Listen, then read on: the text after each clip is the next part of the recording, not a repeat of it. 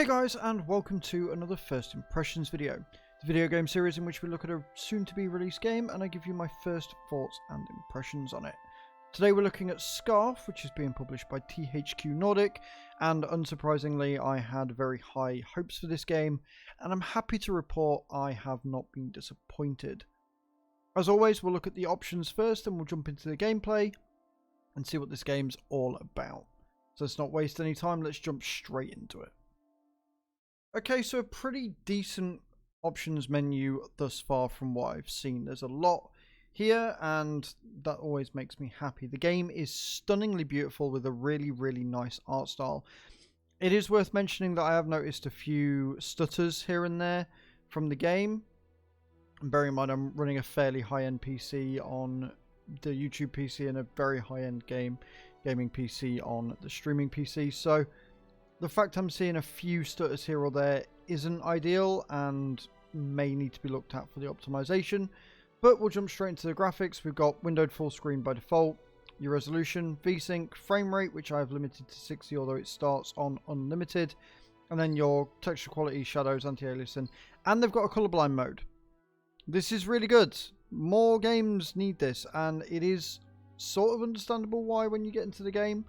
But yes, they have got a colorblind mode. This is good. We like this. More of this.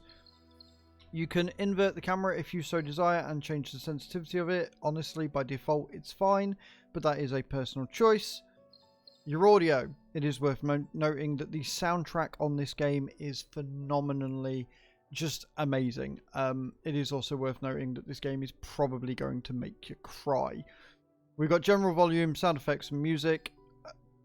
Pretty standard, nothing there. Then you've got your language, and you can choose to turn your vibration on or off in this screen. And that's your options. Pretty robust. Would be nice to see a few more options.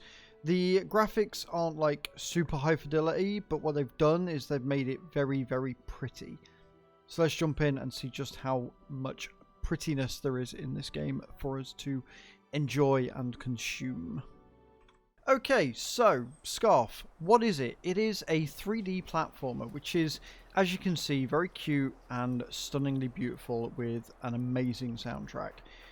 It is a puzzle platformer, so there's a set course that you've got to go in each stage, and you've got to get through it in order to progress the story and to learn more about the world and the dragon that is also the Scarf, and to essentially move through and restore balance. I guess that's the easiest way of describing this game. There are story elements, there is really nice voice acting as well, and it shows two sides of the same coin. You've got two opposing sides, and it looks like you're able to hear both sides of those, one of course being the dark and one of course being the dragon. Without going into too many spoilers though, I feel that this game is going to hit you in the feels if you play all the way through to completion. You kind of get a bit of a hint for this as you review more and more games, and this is definitely going to be a game that is going to hit you in those feels. Now, the more you progress through the game, the more abilities you unlock, and the harder the challenges will get. As you can see, you've got blocks that are going to crumble on you and disintegrate, and if you fall down, you die and have to start again. Now, what is nice is there are plenty of really good checkpoint places. They're not too annoying, they're not too far back, they're fairly regular, which is always good. And the puzzles themselves aren't tremendously difficult. They're not like mega hard, but they're challenging enough that they will give the player with the average skill set, if you like, enough of a challenge to keep you engaged whilst being well paced and quick enough, if you like, that you can actually make progression and not get too frustrated with it. This is very much a game where the puzzle aids the story rather than the story aiding the puzzles. As you can see, there's a lot to take in. Like, the world is massive. And this is just one area. I'm pretty much expecting a lot of areas through as you go through the game. And I'm in love with it. THO Nordic, I've covered a few of their games before, and I've very rarely, if ever, been unimpressed. And here is no different. Like, I am genuinely I'm in love with it. It's so cute. It looks incredible. It plays really well.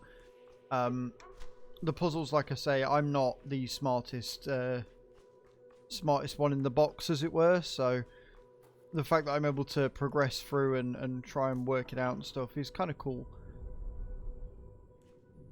But this is the game. You go through and you've got to basically figure out how to get through the stages and progress the story and see what the story has in store.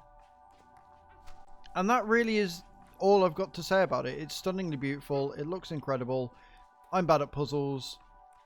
Let me know in those comments down below if you like the look of this game, if you've heard of this game up until now, if it's a game you're going to be playing. It does release tomorrow. It releases on the 23rd of this month. So it could make for a really cute and really nice Christmas present for anybody of any age, really. It doesn't look like it's got any sort of themes that are too adult, and it looks like an adult could very easily enjoy this as well. So there you have it, guys. Very big thumbs up from me. Let me know in those comments down below if you do agree with me or not, and I shall see you all next time. Thank you very much for watching. Ciao, ciao.